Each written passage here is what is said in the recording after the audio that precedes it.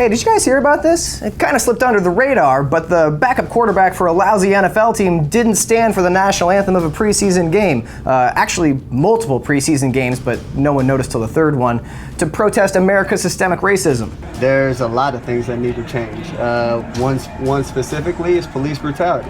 This stand wasn't for me. This is because I'm seeing things happen to people that don't have a voice. And almost immediately after someone finally noticed that a peaceful protest was even happening, more accomplished quarterbacks took issue with it. Most notably Drew Brees, who said, "You can speak out about a very important issue, but there's plenty of other ways that you can do that in a peaceful manner that doesn't involve being disrespectful to the American flag." And Brees is correct. Colin Kaepernick can indeed speak out, and he could have done it in a less controversial way. Less effective, but also less controversial. But notice two things about Brees' quote. One, he won't even say the word racism. He just calls it an issue. He can't even call a pervasive and deadly problem by its real name. Like, racism is Voldemort. Don't say it aloud, the Death Eaters will come for us. Two, note that Brees doesn't say what is a good way to raise the issue of inequality, only that wasn't the right way. Now, this is a common response to Kaepernick's protest, and I understand it. I was a US Marine. When I go to a game and some young jackass in front of me is wearing a hat or talking during the national anthem, my knee-jerk reaction is to make him do burpees in a cloud of tear gas until he respects my beloved stars and stripes. But more importantly, when I think about how people have talked about Kaepernick's protest, I recognize that it's easier to have an opinion on, is it rude to sit during the national anthem, than it is to have one on, what are the elements of systemic racism in America? Because that first one just requires an opinion. There's no research or thought required.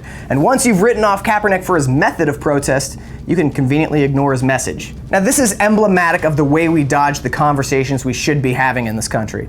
On ESPN's Outside the Lines, Dominique Foxworth and Will Cain were on to debate Kaepernick's protest. Foxworth began the segment by arguing that people were using the military as a pawn to discredit Kaepernick, while Cain focused on how his method of protest was a grave insult to everyone in America. But when Foxworth pressed Cain to actually talk about systemic racism, Cain repeatedly deflected. I'm happy to have the conversation. I'm here right now with you.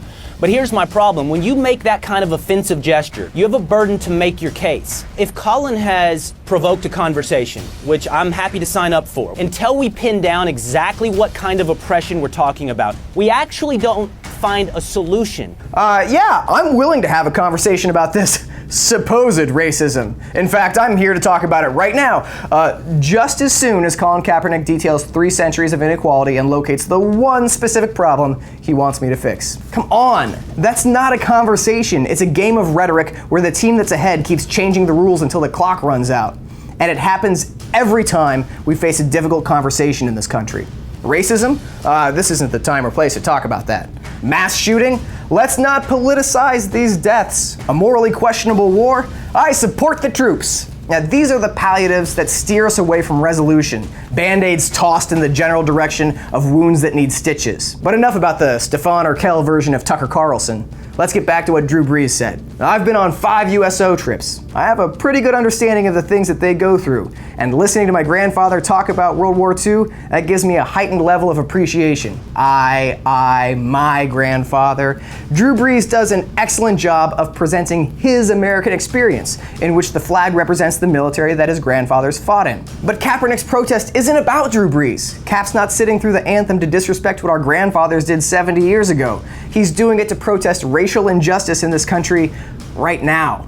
Your American experience is yours, and no one will ever take that away. It is your truth, but it's not universal. And if you're going to take the time to lay out why you respect the flag, you probably have a few extra moments for reflecting on what someone else's experience might be. Here's something you can do. Think about the last time you got pulled over by the cops. What did you say to yourself when you saw the flashing lights in your rear view? Was it, how can I get out of this ticket? Or, where's my insurance card? I swear it was in here.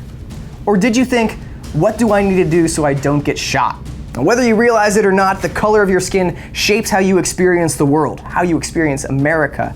And that's going to shape your interpretation of American symbols. My father was an Air Force pilot for 22 years.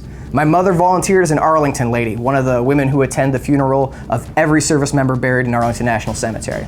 I fought in Iraq and I lost friends there, and I know many more who came back missing pieces of themselves. I could tell you what the flag means to me, and I could tell you the pride I feel when I hear the national anthem.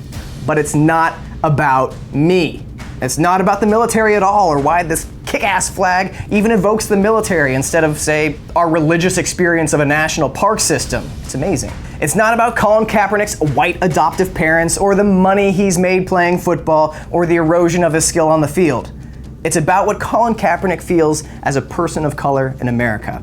It's about a system many of us have the luxury of ignoring, refusing to call it by its name, denying its very existence just because it's not in our neighborhood. And I won't do it, because being a patriot isn't just saluting the flag and feeling pride in your country. It's about working to improve it. And that's never going to happen unless we put other people's rights ahead of our own comfort.